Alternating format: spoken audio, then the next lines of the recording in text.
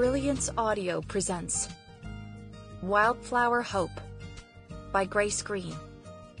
Performed by Amanda Dolan. Prologue.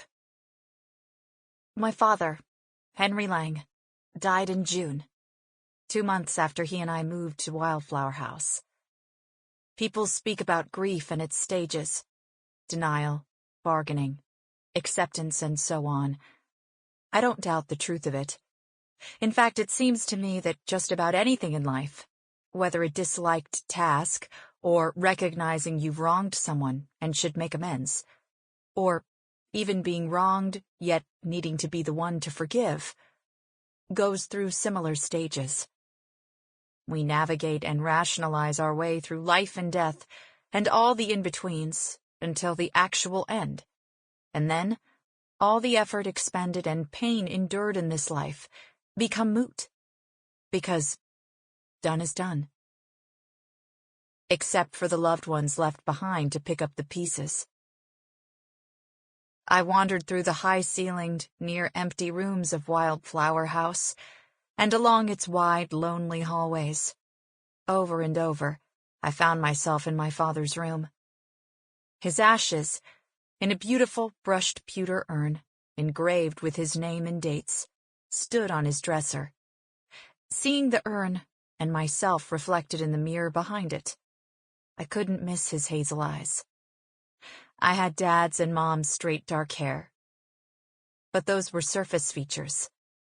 There was so much more inside me that I'd gotten from my parents.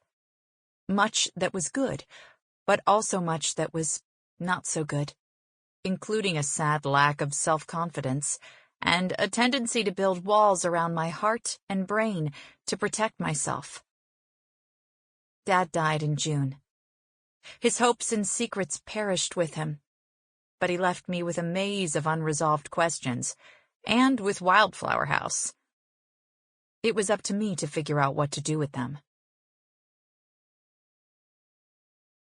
Chapter 1. Kara? My name echoed along the hallway. I responded. I'm in the kitchen. Nicole Albers strode into the room. She was an ageless sort of woman. Slim, blonde, and always professional. She was about 10 years older than me, somewhere in her early 40s, but I suspected she'd looked much the same a decade ago, and would into the next decade, too. She was carrying a large business tote, and a handful of postmarked envelopes and ad circulars.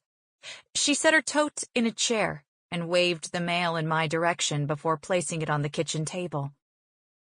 I grabbed these from your mailbox. Looks like they've been there for a couple of days. I didn't feel like walking down there yesterday. Then drive to it. It's not a good idea to leave the box unchecked. Someone could mess with the contents, and you'd never know anything was taken. I answered her concern with a dismissive look as I moved the stack to the counter. It's always junk mail, so I'm not likely to lose much worth keeping. She asked, How are you doing? I'm fine. Not. How's the project plan coming along? Project plan? I know all about project plans. Did you forget I was a project manager in my previous life? Nicole called my bluff. So you've set one up?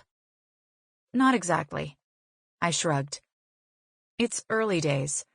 I'm still working from a handwritten list and a box of notes and samples. Something about Nicole looked different.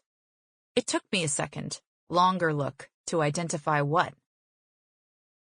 You're wearing shorts, I said. She glanced down and brushed her hand against her shorts and thighs. Is it a problem? No, you look great. It's just that you're always dressed for work. Ever ready to do serious business. I am ever ready, but today I'm taking the day off. I didn't schedule a single appointment. She looked around the room. Where's that box? Sample complete. Ready to continue?